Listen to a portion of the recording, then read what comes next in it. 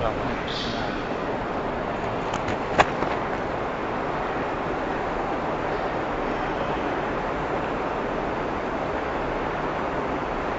لله رب العالمين والصلاة والسلام على أشرف الأنبياء والمرسلين وخاتم النبيين محمد وعلى آله وصحبه ومن تبعهم بإحسان ودعا بدعوتهم إلى يوم الدين. أما بعد فأعوذ بالله من الشيطان الرجيم. بسم الله الرحمن الرحيم.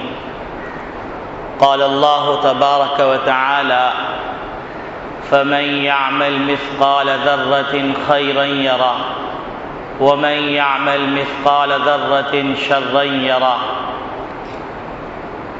وقال النبي صلى الله عليه وسلم: إن مع هؤلاء 70,000 يدخلون الجنة بغير حساب، هم الذين لا يستيقون ولا يتطيرون ولا يكتوون وعلى ربهم يتوكلون، أو كما قال عليه الصلاة والسلام.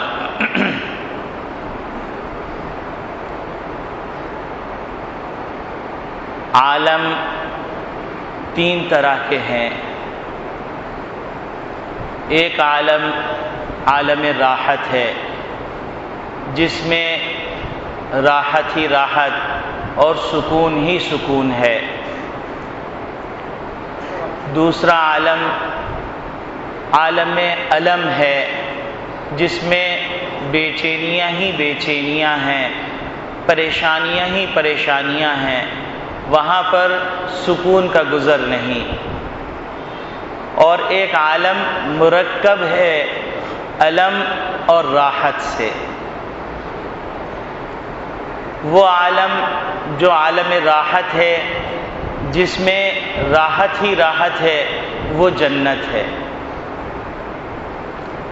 اور وہ عالم جس میں علم ہی علم ہے، جس میں تکلیفیں ہی تکلیفیں ہیں، وہ عالم جہنم ہے. اور تیسرا وہ عالم جو مرکب ہے راحت اور علم سے، وہ عالم دنیا ہے. اس دنیا کے اندر ہم کو ایسے اعمال اختیار کرنے ہیں جن اعمال کی برکت سے ہم عالم راحت کے مستحق ہو جائیں، اور ان کاموں سے بچنا ہے جن کاموں کے کرنے سے کوئی آدمی عالم جہنم کا مستحق ہو جاتا ہے. نبی کریم صلی اللہ علیہ وسلم نے اس بات کو یوں فرمایا: الدنیا مزرعۃ الآخرہ. دنیا آخرت کی کھیتی ہے. جو یہاں پر بویا جائے گا کل وہ وہاں کاٹا جائے گا. فمن يعمل مثقال ذرة خيرا يره ومن يعمل مثقال ذرة شرا يره.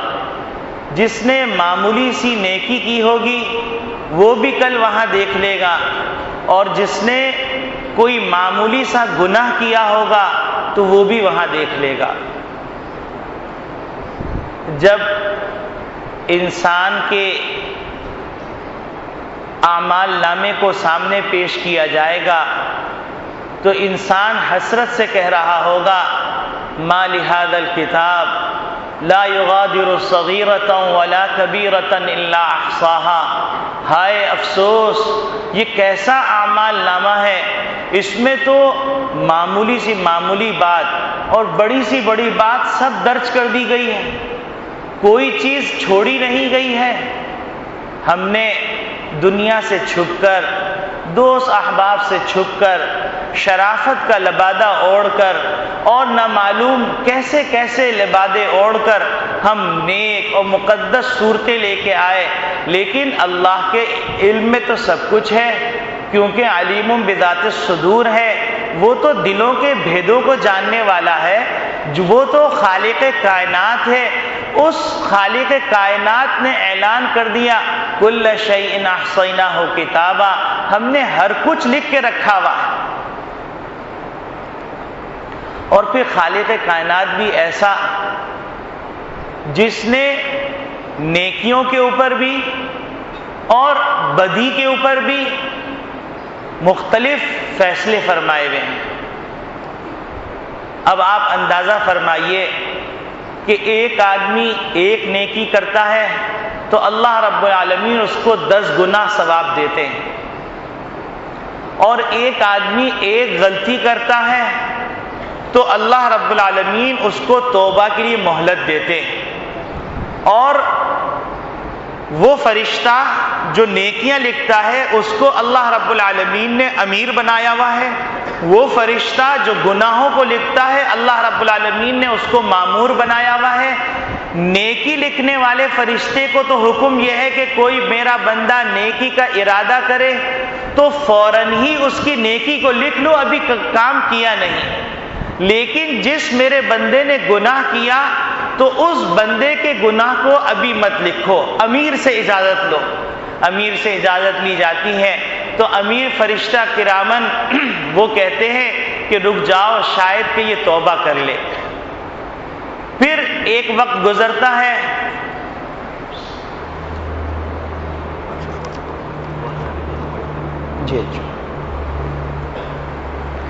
پھر ایک وقت گزرتا ہے تو اس وقت گزرنے کے اوپر پھر وہ فرشتہ پوچھتا ہے کہ کیا میں اس کی بدی لکھ لوں؟ تو امیر فرشتے کہتے ہیں رک جاؤ، ہو سکتا ہے یہ توبہ کر لے۔ اور پھر ایک وقت آتا ہے کہ بندہ اللہ کی نافرمانی میں، اللہ کی چھوٹ کے اوپر، ڈھیل کے اوپر اتنا سرکش ہو جاتا ہے کہ اس کو توبہ کی توفیق نہیں ملتی، تو اس کے گناہ کو لکھ لیا جاتا ہے۔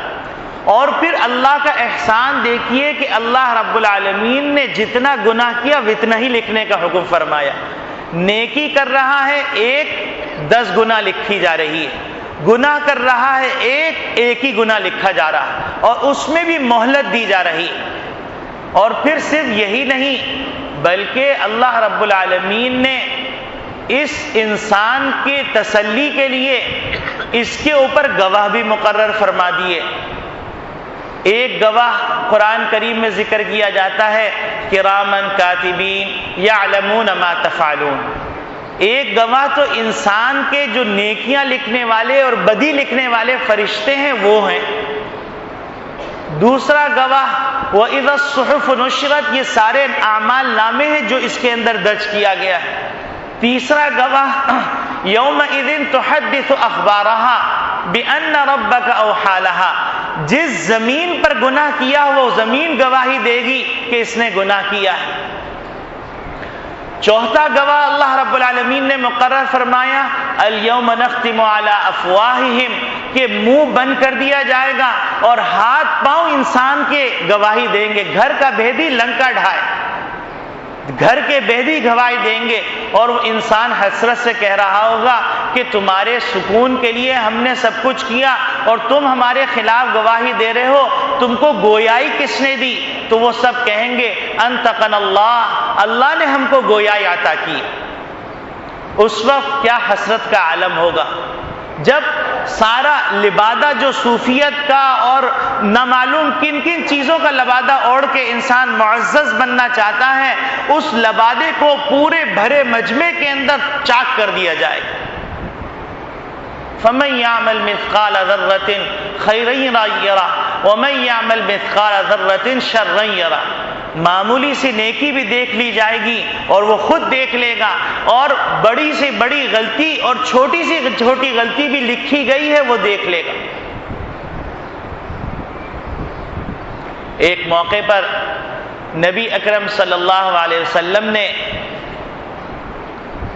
ارشاد فرمایا، عبداللہ ابن مسعود رضی اللہ تعالی عنہ اس حدیث کے راوی ہیں۔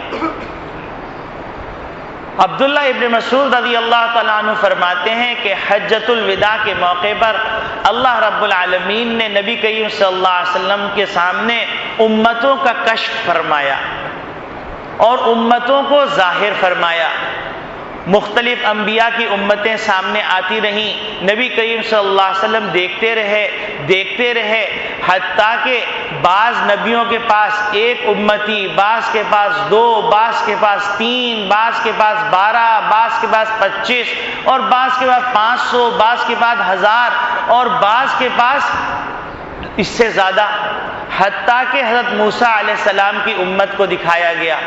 تو نبی کریم صلی اللہ علیہ وسلم نے دیکھا کہ موسیٰ علیہ السلام کی امت بہت زیادہ ہے۔ پھر اس کے بعد اللہ رب العالمین نے محمد صلی اللہ علیہ وسلم کی امت کو دکھایا۔ نبی کریم صلی اللہ علیہ وسلم جیسے جیسے سامنے امتیں لائی جاتی تو نبی کریم صلی اللہ علیہ وسلم پوچھتے کہ یہ کون سی امت ہے، تو بتلایا جاتا کہ یہ فلاں نبی کی امت ہے۔ جب موسیٰ علیہ السلام کی امت آئی تو نبی کریم صلی اللہ علیہ وسلم کو بتلایا گیا کہ یہ موسیٰ علیہ السلام کی امت ہے۔ پھر اس کے بعد ایک جماعت دکھلائی گئی جو اتنی کثیر تھی، اتنی کثرت تھی اس کی کہ گلیاں، چڑھائیاں، اترائیاں سب بھر گئیں، سارے راستے بھر گئے۔ نبی کریم صلی اللہ علیہ وسلم نے فرمایا کہ یہ کون لوگ ہیں؟ تو نبی کریم صلی اللہ علیہ وسلم کو بتلایا، اے اللہ کے رسول یہ آپ کی امت ہے۔ تو نبی کریم صلی اللہ علیہ وسلم کی امت کثرت سے آپ صلی اللہ علیہ وسلم پر ایمان لانے والی تھی، تو لہٰذا نبی کریم صلی اللہ علیہ وسلم کو پیشگی یہ امت دکھلا دی گئی۔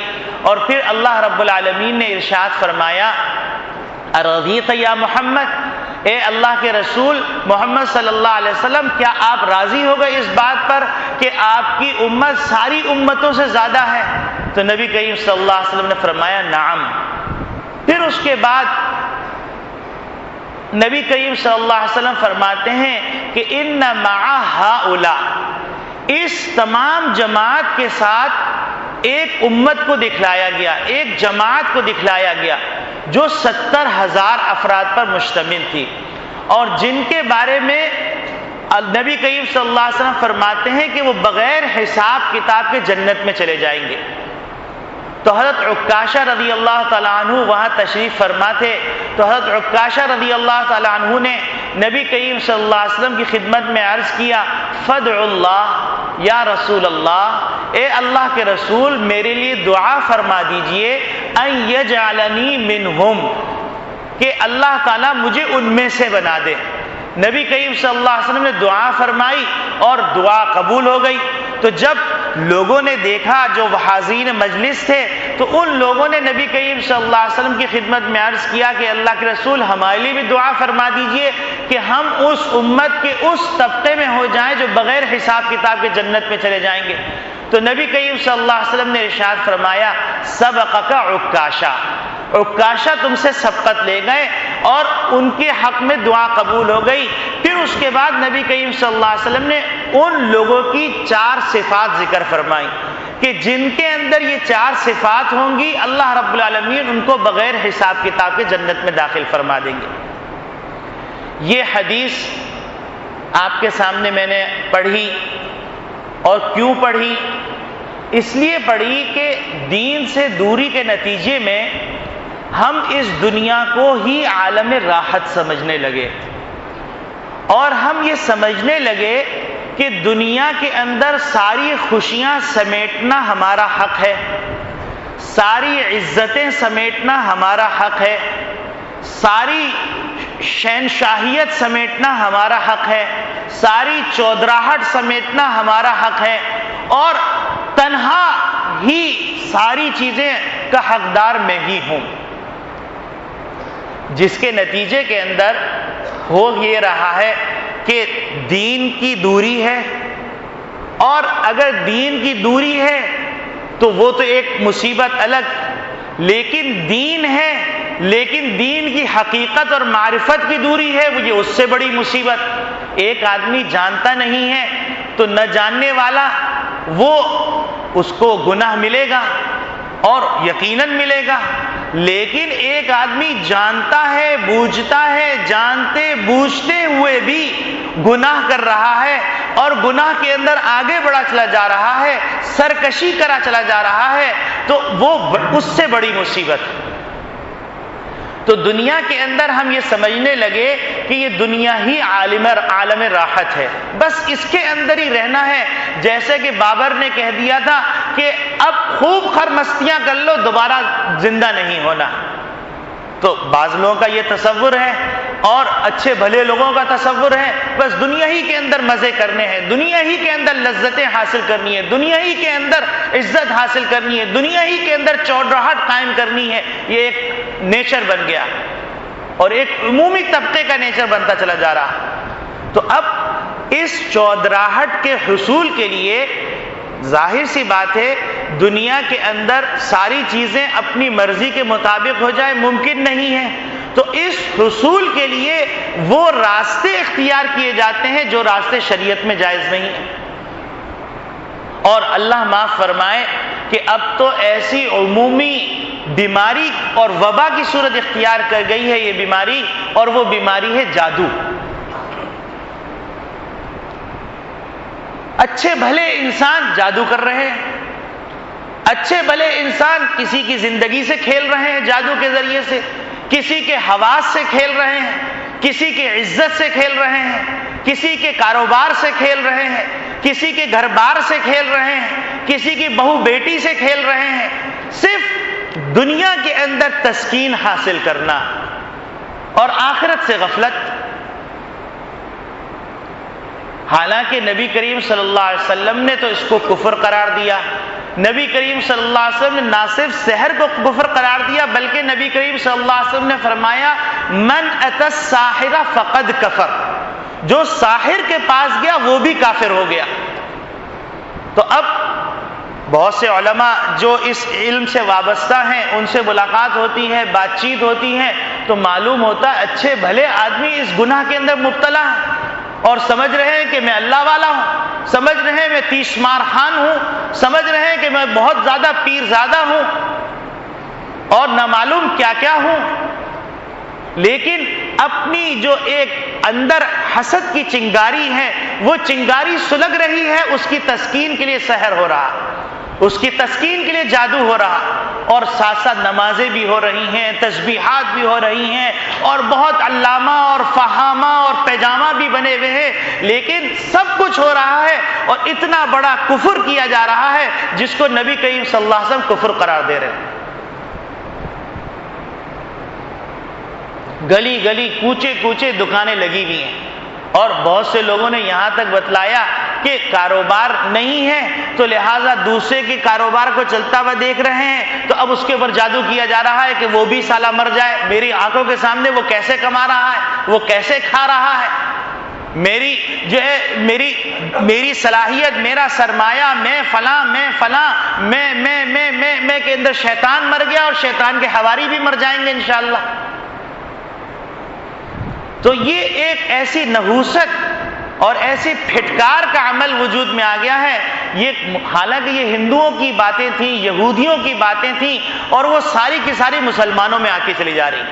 تو جہاں دین سے دوری سے ہم اپنے دیگر نقصانات کر رہے ہیں کہ ہم دین کے دوری کے نتیجے میں صلہ رحمی ختم ہو گئی، دین کے دوری کے نتیجے میں اخوت اور بھائی چارگی ختم ہو گئی، دین کے دوری کے نتیجے میں ایثار اور قربانی کا جذبہ ختم ہو گیا، دین کے دوری کے نتیجے میں تواضع ختم ہو گیا، دین کے دوری کے نتیجے میں حرص اور خود غرضی وجود میں آ گئی، قتل و غارت گری عام ہو گئی، سود خوری عام ہو گئی، حرام خوری عام ہو گئی، رشوت زنی عام ہو گئی، زنا عام ہو گیا، ڈاکہ عام ہو گیا، مہذب ڈکیتیاں عام ہو گئیں اور نہ معلوم کیا کچھ ہو گیا. اب اس کے اوپر ایک اور بدبختی یہ نازل ہو گئی کہ وہ بدبختی کیا کہ جو کبھی یہودیوں کی خصلت تھی، جو کبھی عیسائیوں کی خصلت تھی، جو کبھی ہندوؤں کی خصلت تھی، وہ خصلت مسلمانوں میں آ گئی. بھائی بھائی پہ جادو کروا رہا ہے، بھائی بہن پہ جادو کروا رہا ہے، ماں بیٹی پہ جادو کروا رہی، بیٹی بھائی پہ جادو کروا رہا ہے، بیٹی ماں پہ جادو کروا رہی ہے. ایک اندھے کنویں کے اندر گرے چلے جا رہے ہیں، اندھے کنویں کی طرف دوڑے چلے جا رہے ہیں، اور وہ سمجھ رہے ہیں کہ دنیا چونکہ عالم راحت ہے، یہ تصور بنا لیا. حالانکہ نبی کریم صلی اللہ علیہ وسلم نے فرمایا دنیا تو امن، علم اور راحت کا مجموعہ ہے، لیکن انسان نے یہ سمجھ لیا کہ دنیا اصل ہے اور یہ سمجھ لینے کے نتیجے میں دین کی صحیح سمجھ نہ ہونے کے نتیجے میں یا حرص کی وجہ سے اندھے ہو جانے کے نتیجے کے اندر انسان اتنا سرکشی میں آگے بڑھ گیا کہ انسان تصور نہیں کر سکتا. جیسے کہ ایک بزرگ کے بارے میں آتا ہے کہ وہ بزرگ ہر وقت چہرہ ڈھانپے رہتے تھے. تو ایک دن ان کے مرید نے کہا کہ حضرت آپ چہرہ ہر وقت ڈھانپے رہتے ہیں، اس کی کیا مصلحت ہے؟ انہیں منع کیا، اس نے اصرار کیا، انہیں منع کیا، انہیں اصرار کیا، حتیٰ کہ حضرت نے اپنے عمامہ اٹھا کے اپنے مرید کے سر پہ رکھ دیا. تو اس مرید کے سر پہ جب رکھا تو مرید نے گھبرا کر وہ عمامہ واپس اپنے شیخ کے حوالے کر دیا. تو انہوں نے کہا کیا ہوا؟ کہیں گے حضرت انسان تو نظر ہی نہیں آ رہے، کوئی کتا ہے، کوئی خنزیر ہے، کوئی بھیڑیا ہے. یہ ان کے اعمال مشکل ہو گئے. تو کہنے لگے کہ میں اپنی آنکھیں ڈھانپے رکھتا ہوں کہ تاکہ مجھے یہ انسانوں کی بدعملیوں کی وجہ سے جو انسانوں کی شکلیں منحوس قسم کی لگتی ہیں ان کو دیکھنا نہ پڑے. تو میرے عزیز دوستو بھائیوں، یہ مسلم معاشرے کے اندر یہ برائیاں وجود میں آ جائیں تو اس سے زیادہ کیا تباہی ہوگی، اس سے زیادہ کیا بدبختی ہوگی کہ دشمن سر پہ کھڑا ہو. اس سے زیادہ کیا بدقسمتی ہوگی ساری دنیا مسلمانوں کو گھیرے بیٹھی ہو اور مسلمانوں کے حصے بکھرے کرنا چاہتی ہو، مسلمانوں کی نسلوں کا خون چوسنا چاہتی ہو اور ان کو ایمان سے دور کرنا چاہتی ہو، ان کے ایمان کا سودا کرنا چاہتی ہو اور ان کے ایمان کے بالکل ختم کر کے ان کو دہریہ بنانا چاہتی ہو، ملحد بنانا چاہتی ہو اور الکفر ملت واحدہ کی نظیر پیش ہو رہی ہو، اور وہاں پر مسلمان آپس میں مختلف شکلوں میں دست و گریباں ہونے کے ساتھ ساتھ اس راستے بھی چل نکلے ہوں جو راستہ سوائے کفر کے اور کچھ نہیں، جس کے بعد نہ نماز قبول، جس کے بعد نہ روزہ قبول، جس کے بعد نہ حج قبول، جس کے بعد نہ زکوٰۃ قبول، نہ خیرات قبول، نہ صلہ رحمی قبول، کوئی چیز قبول نہیں. من اتی الساحر فقد کفر، جو ساحر کے پاس گیا وہ کافر ہو گیا. یہ میرا قول نہیں ہے، یہ محمد صلی اللہ علیہ وسلم کا قول. تو میرے عزیز دوستو بھائیوں، سوچنے کی بات ہے. ایک بزرگ فرمانے لگے کہ کہنے لگے کہ سندھ کے آخری سرے سے لے کر کراچی کے آخری سرے تک جتنے لوگ بیٹھے ہوئے ہیں اکثر ہندوانہ عمل کر رہے ہیں. اب آپ بتلائیے کہ داڑھی رکھ لینے سے، پگڑی باندھ لینے سے، جبہ قبہ پہن لینے سے کیا نبی کریم صلی اللہ علیہ وسلم کے پاس یہ اعمال قبول ہو جائیں گے؟ نبی کریم صلی اللہ علیہ وسلم خوش ہو جائیں گے؟ کہ اللہ رب العالمین کے دربار میں یہ سارے اعمال قبول ہو جائیں گے؟ جبکہ اللہ رب العالمین نے قرآن کریم میں بڑی صراحت کے ساتھ فرما دیا، نبی کریم صلی اللہ علیہ وسلم فرماتے ہیں ان اللہ لا ينظر الى صورکم والى اجسامکم، اللہ نہ تمہارے چہروں کو دیکھتے ہیں نہ تمہارے جسموں کو دیکھتے ہیں، ولکن ينظر الى قلوبکم، اللہ تمہارے دلوں کو دیکھتے ہیں. اور اللہ رب العالمین نے فرما دیا لن ینال اللہ لحومها ولا دماؤها ولکن ینالہ التقوی منکم، کہ تمہارے یہ نیکیاں جو تم کر رہے ہو، ان نیکیوں کی قربانی کر رہے ہو تو اللہ کو نہ خون پہنچتا ہے نہ گوشت پہنچتا ہے، بلکہ تمہارا اخلاص اور تمہارا تقوی اور تمہاری للہیت ہے جو قبول کرتی ہے اس بات. اب ہمارے سامنے دو ہی راستے ہیں، ایک راستہ ہے حابیل والا اور ایک راستہ ہے قابیل والا. حابیل اور قابیل کے درمیان جب حسد ہو گیا اور حسد شدت اختیار کر گیا، اور ظاہر سی بات زن زر زمین، یہ تین چیزیں ہیں فساد کی جڑ، زن زر زمین. تو یہ ایک وجہ تھی، وہاں پر زن تھی وجہ. اب اختلاف ہو گیا تو اس نے کہا کہ دیکھو میں اس لڑکی سے شادی کروں گا، اور شریعت کے اعتبار سے اس لڑکی کی شادی قابیل سے ہو نہیں سکتی تھی. جب بہت زیادہ شدت آئی تو قابیل نے حابیل سے کہا کہ اگر تم نے ایسا نہیں کیا تو میں تمہیں قتل کر دوں گا. تو حابیل نے کہا کہ قتل کرنا مجھے روا نہیں دیتا، شریعت اجازت نہیں دیتی، تم مجھ پہ جتنا ظلم کر لو، لیکن یاد رکھنا اللہ کے ہاں اس سب چیزیں لکھی ہوئی. اور حابیل نے ہاتھ نہیں بڑھایا، قابیل نے قتل کر دیا. اب اس کی نحوست یہ ہے کہ قیامت تک جتنے قتل ہوتے رہیں گے قابیل کے کھاتے میں پڑتے رہیں گے. تو اسی طریقے سے دو راستے ہیں، ہم اپنے جد اعلیٰ حضرت آدم علیہ السلام کے دو بیٹے حابیل اور قابیل یا تو حابیل کے طریقے پہ چل جائیں یا قابیل کے طریقے پہ چل جائیں، اور اس سے نیچے اترے تو نیچے اترنے کے بعد ہم محمد صلی اللہ علیہ وسلم کے طریقے پہ چل جائیں یا محمد صلی اللہ علیہ وسلم کے باغی ابو جہل، ابو لہب اور جو ہے نافرمان جو ہیں ابی بن خلف، ان کے راستے پہ چل جائیں۔ ہمارے پاس دونوں راستے کھلے ہوئے ہیں اور دونوں کے اگزامپلز موجود ہیں، اور مزے کی بات یہ کہ دونوں کا اختتام بھی دنیا کے سامنے ہے کہ محمد صلی اللہ علیہ وسلم کو تکلیف دینے والے، ان کا انجام کیا ہوا، محمد صلی اللہ علیہ وسلم کی آل اولاد کو تکلیف دینے والے، ان کا انجام کیا ہوا، اور محمد صلی اللہ علیہ وسلم اور ان کے متبعین کا انجام کیا ہوا۔ ایک موقع پر ایک صحابی نے دیکھا کہ ایک شخص ایک کنویں سے بدر کے مقام پر نکل رہا ہے اور چیخیں مار رہا ہے، پورا زنجیر سے بندھا ہوا ہے اور شرارے اس کے پیچھے آگ کے بلند ہو رہے ہیں اور چیخ رہا ہے۔ اتنے میں دیکھا جیسے ہی وہ کنویں سے اوپر اس نے منہ نکالا تو پیچھے سے کسی نے اس کو گرز مارا اور گھسیٹ کے واپس کنویں میں ڈال دیا۔ تو یہ منظر دیکھ کر صحابی جو تھے وہ ایک دم پریشان ہو گئے، نبی کریم صلی اللہ علیہ وسلم کی خدمت میں جا کے عرض کیا تو نبی کریم صلی اللہ علیہ وسلم نے فرمایا معلوم ہے وہ کون تھا؟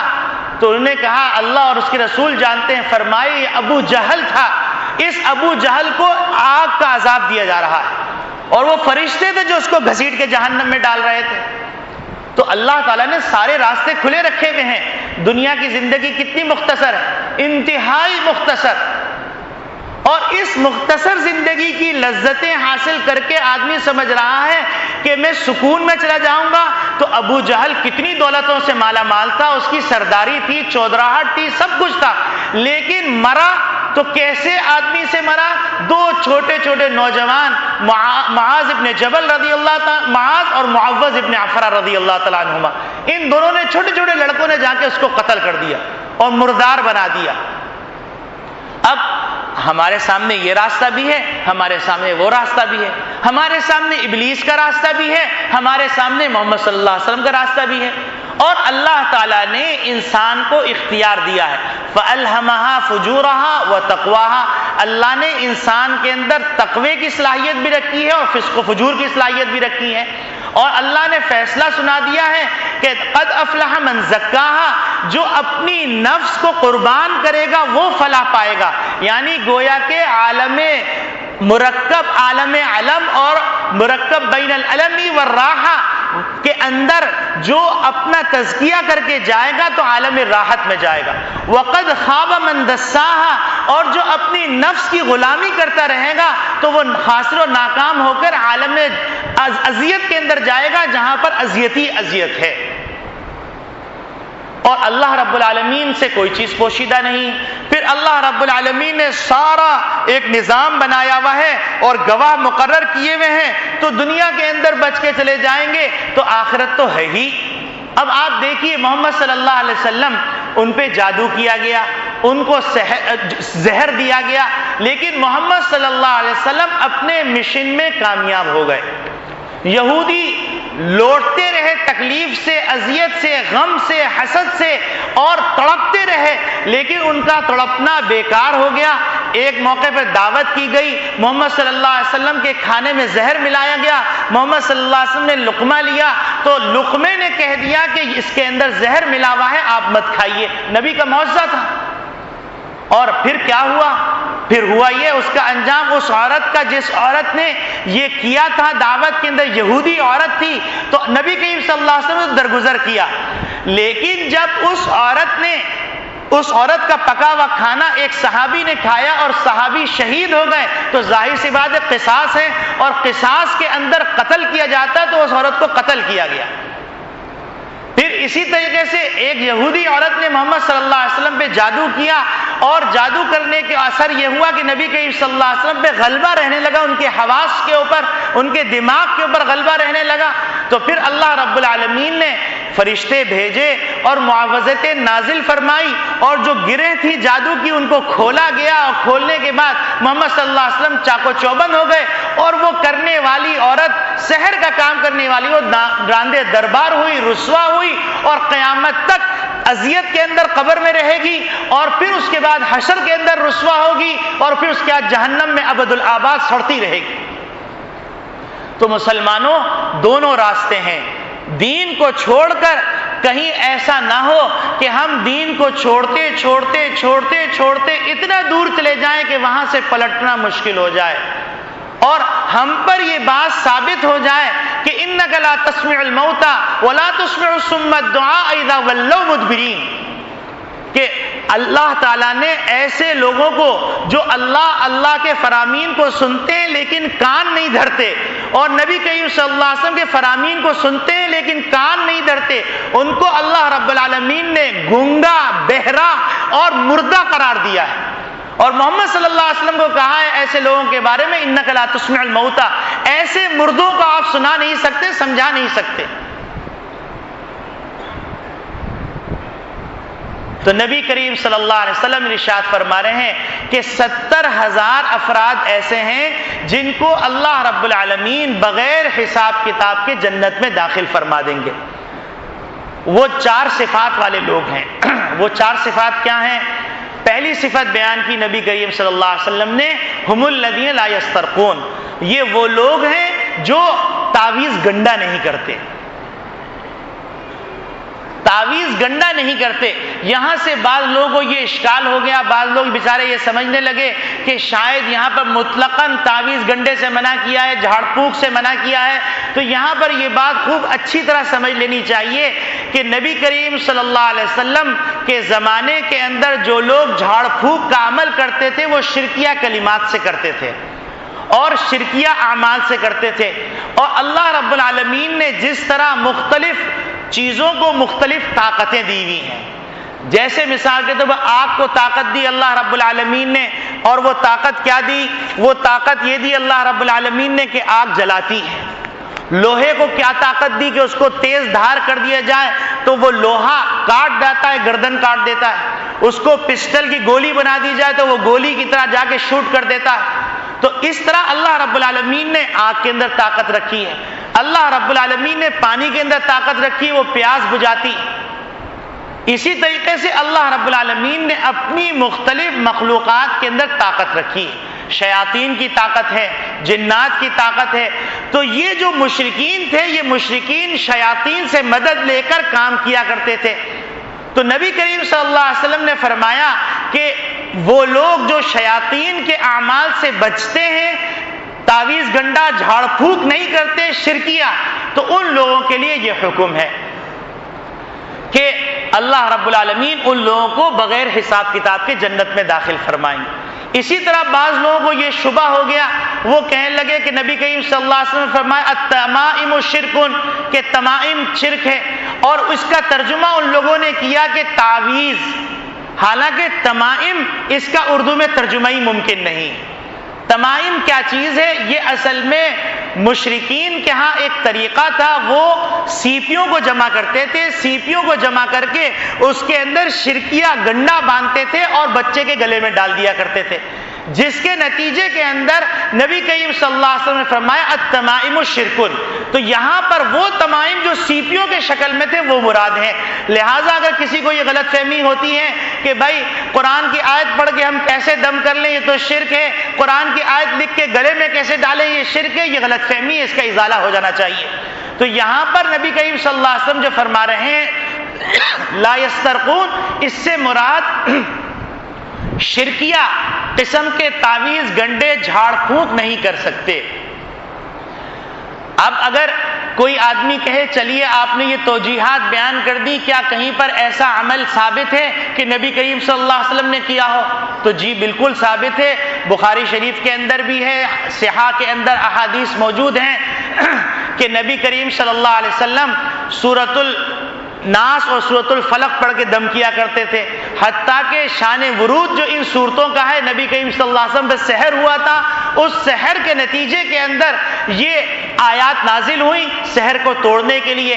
اور حضرت عائشہ صدیقہ رضی اللہ تعالیٰ عنہ فرماتی ہیں کہ نبی کریم صلی اللہ علیہ وسلم رات میں سوتے وقت قل اعوذ برب الفلق اور قل اعوذ برب الناس اور ایک روایت میں قل یا ایھا الکافرون 3 دفعہ پڑھ کے اپنے دست مبارک پہ دم فرماتے اور پورے جسم کے اوپر ہاتھ کو پھیر لیتے.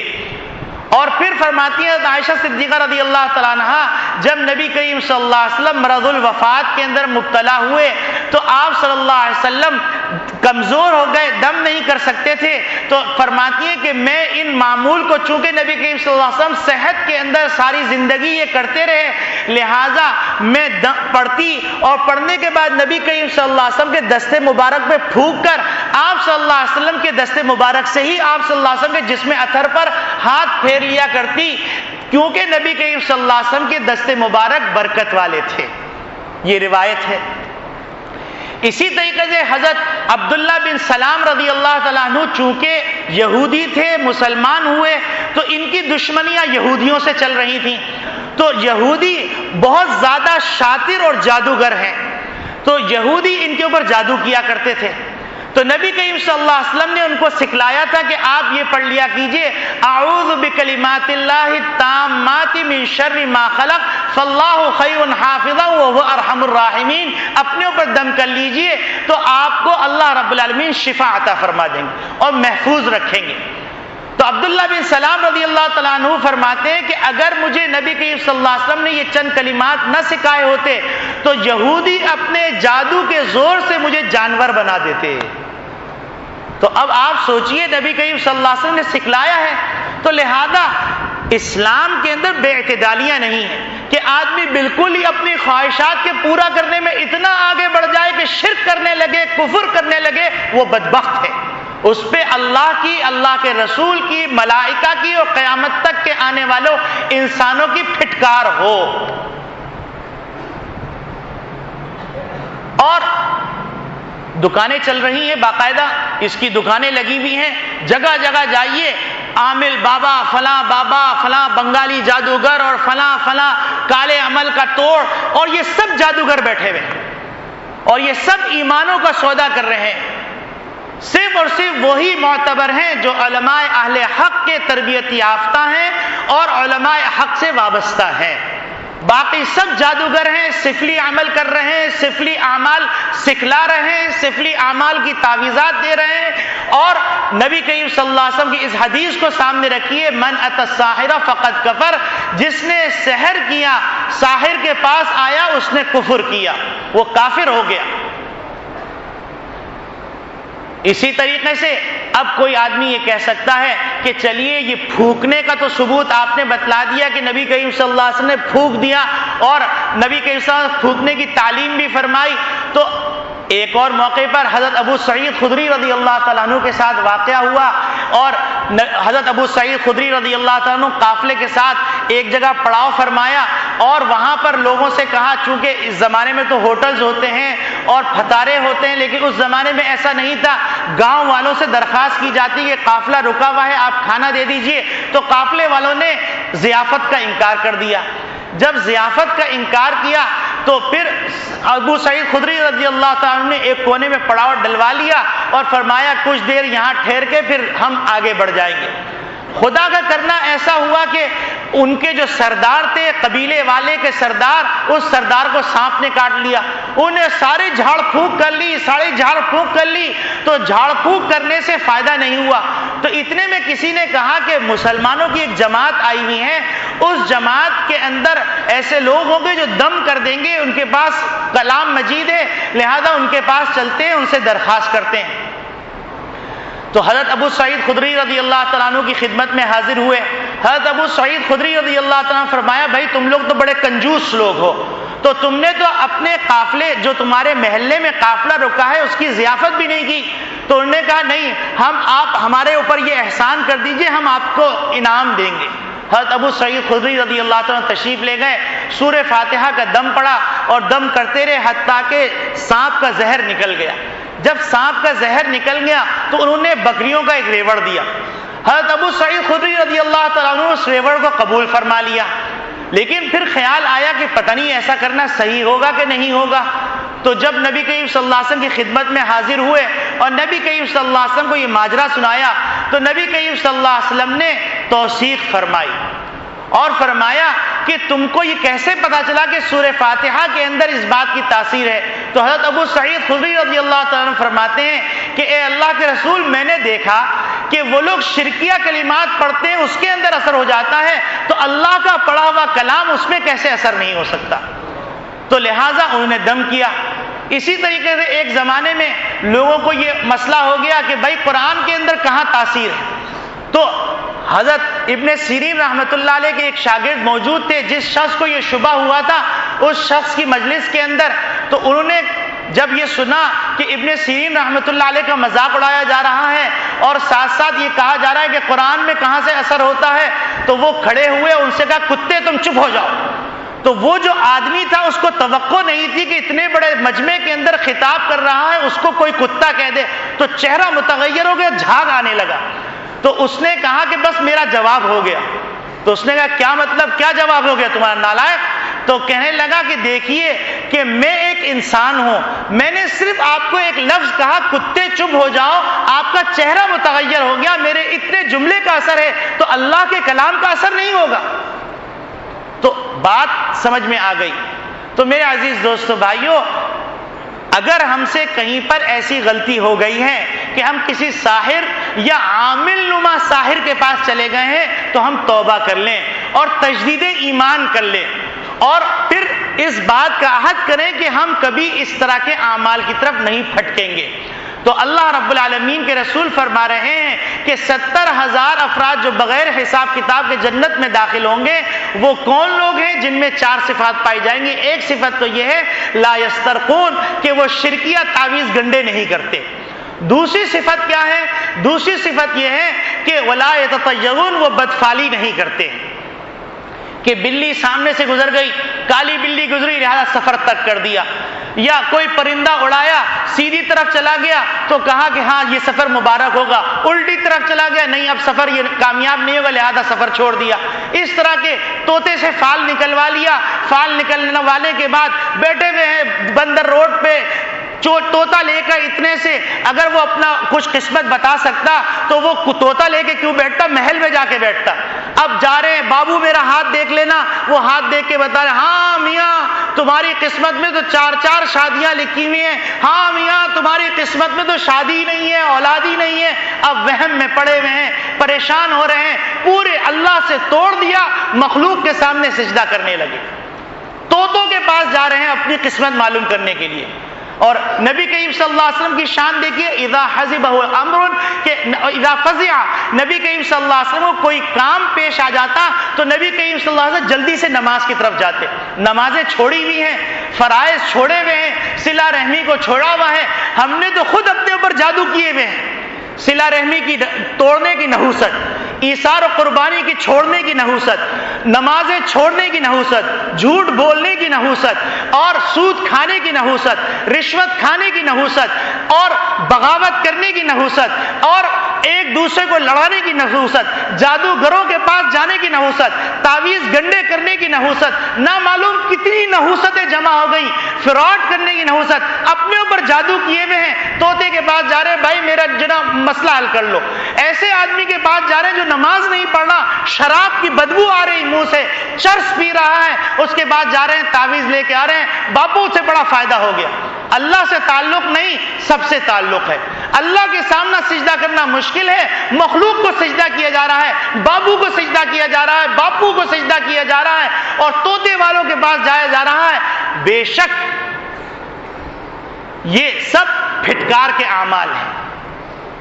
تو بغیر حساب کتاب کے جو 70,000 افراد جائیں گے ان میں ایک صفت یہ ہوگی لا یسترقون، وہ جو ہے تعویذ گنڈے شرکیہ نہیں کرتے ہوں گے. ولا یتطیرون، اور وہ بدفعلی نہیں لیتے ہوں گے. اور ولا یکتوون، اور نہ ہی وہ، عربوں کے اندر ایک علاج کا طریقہ تھا، بعض علاقوں میں اب بھی موجود ہے، جانور بیمار ہوتا ہے تو لوہا گرم کر کے اس سے داغ دیا جاتا ہے، اس کو کئی کہتے ہیں. تو ولا یکتوون، وہ لوگ کئی کئی کا عمل نہیں کرتے. نبی کریم صلی اللہ علیہ وسلم نے اس کی اجازت نہیں دی کہ جیسے گودنا ہوتا ہے, تل بنانے کے لیے گود لیا جاتا ہے, اسی طرح دانت کو کاٹ کے خوبصورت کرنے کے لیے کر لیا جاتا ہے. اسی طریقے سے بعض لوگ داغ دیتے ہیں کہ وہ سمجھتے ہیں کہ اس کے نتیجے میں بیماری نہیں ہوگی. تو یہ تمام چیزیں مسلمانوں کی صفات میں سے نہیں. وَعَلَىٰ رَبِّهِمْ يَتَوَكَّلُونَ, اور چوتھی صفت ان لوگوں کی یہ ہے کہ وہ اپنے پروردگار پر بھروسہ کرتے ہیں. تو میرے عزیز دوستو بھائیوں, تمام باتوں کا حاصل یہ ہوا کہ جو بات میں عرض کرنا چاہ رہا ہوں وہ بات یہ کہ مطلقاً تعویذ گنڈے کو شرک کہنا یہ بھی غلط فہمی ہے, اور مطلقاً تعویذ گنڈوں کو نجات کا ذریعہ بننا یہ بھی غلط ہے. اور اصل کیا, اعتدال کا راستہ کیا ہے, علماء حق کی بات کیا ہے؟ علماء حق کی بات یہ ہے, علماء دیوبند کی بات یہ ہے کہ بے شک نبی کریم صلی اللہ علیہ وسلم نے معوذتین کا دم کیا ہے, مختلف دم احادیث میں منقول ہیں, وہ دم کیے جا سکتے ہیں.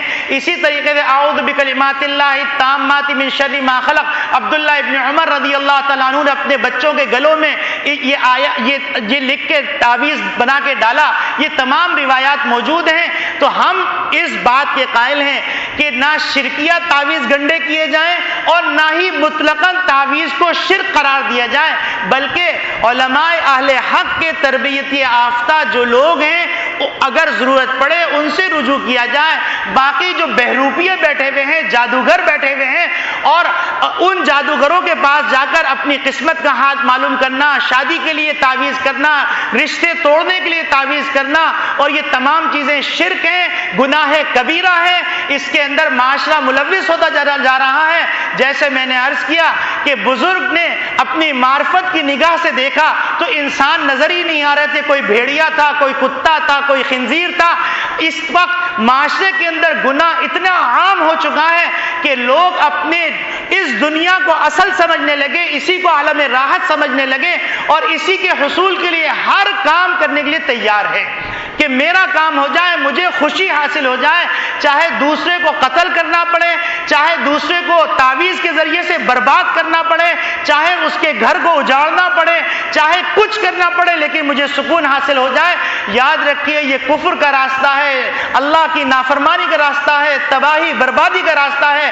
اس سے توبہ کیجئے. ہمارے سامنے قرآن میں دونوں قسم کے لوگوں کے راستے موجود ہیں. ابو جہل کا بھی انجام موجود ہے, فرعون کا انجام بھی موجود ہے, حامان کا انجام بھی موجود ہے, شداد کا انجام بھی موجود ہے, قارون کا انجام بھی موجود ہے, ابو لہب کا بھی انجام موجود ہے, اور خلفائے راشدین اور تابعین, تبع تابعین, ائمۃ المجتہدین جو ان صفات پہ تھے ان کا انجام موجود ہے. ہم چاہیں من شاء فلیؤمن ومن شاء فلیکفر, جو چاہے ایمان کا راستہ اختیار کرے, جو چاہے کفر کا راستہ اختیار کرے, اس کو کھلی چھٹی دی گئی ہے. لیکن اللہ کی رسی بڑی خطرناک ہے, جب اللہ پکڑیں گے تو اوندھے منہ گریں گے. ابو جہل نہیں سوچ سکتا تھا کہ چھوٹے چھوٹے بچے مجھے قتل کر دیں گے, ابو لہب نہیں سوچ سکتا تھا کہ اس کا انجام ایسا ہوگا, ابی ابن خلف نہیں سمجھ سکتا تھا اس کا انجام ایسا ہوگا, لیکن وہ تمام لوگ برباد ہو گئے. اور آج لوگ ان کا نام لیتے ہیں تو کہتے ہیں لعنت اللہ علیہ, لعنت اللہ والملائکۃ والناس اجمعین علیہ, یہ کہتے ہیں. تو اب ہم ان کی طرح بنیں گے تو اس پھٹکار کے, اللہ نہ کرے اللہ نہ کرے, جو اس طرح بنے گا وہ اس پھٹکار کا مستحق ہو جائے گا, جو اس کے خلاف کرے گا وہ جنت کا مستحق ہوگا, کامیابیوں کا مستحق ہوگا, کامرانیوں کا مستحق ہوگا. یاد رکھیے کہ جو لوگ اس راستے پہ چل رہے ہیں اللہ دیکھ رہا ہے, اللہ کی لاٹھی بے آواز ہے, اللہ کے ہاں دیر ہے اندھیر نہیں ہے. اللہ کی لاٹھی جب آئے گی تو پڑے رہ جائیں گے, حسرت سے دیکھتے رہ جائیں گے, ماں باپ کو پکاریں گے اور اپنے حواریوں کو پکاریں گے, اپنے بتوں کو پکاریں گے, لیکن کوئی مدد کرنے والا نہیں ہوگا. اللہ کی پکڑ ہوگی اور وہ ہوں گے, اور حسرت ہوگی اور وہ ہوں گے, ندامت ہوگی وہ ہوں گے. جس طرح فرعون کے سامنے جب پردہ غیب کا چاک ہوا تو وہ پکار اٹھا کہ میں ایمان لے آیا, محمد صلی اللہ علیہ, حضرت موسیٰ علیہ السلام, حضرت ہارون علیہ السلام کے پروردگار پر اس وقت کہا گیا آل آنا، اب تم ایمان لے کے آ رہے ہو، اب تمہارا ایمان معتبر نہیں ہے۔ اس وقت سے آنے سے پہلے اللہ کی طرف آ جائیے، اللہ کے رسول کے طریقے کی طرف آ جائیے، مسجدوں کو آباد کیجئے، اللہ سے اپنے مسائل حل کرنے کی نیت کیجئے، اور جادوگروں کے چکر میں، بہروپیوں کے چکر میں مت پڑیے، لوگوں کو گناہوں کے راستے میں مت ڈالیے۔ اور جو لوگ اس راستے پہ چل رہے ہیں ہم ان کی ہدایت کی دعا کرتے ہیں، اور اگر ان کی قسمت میں ہدایت نہیں تو ہم سب مل کے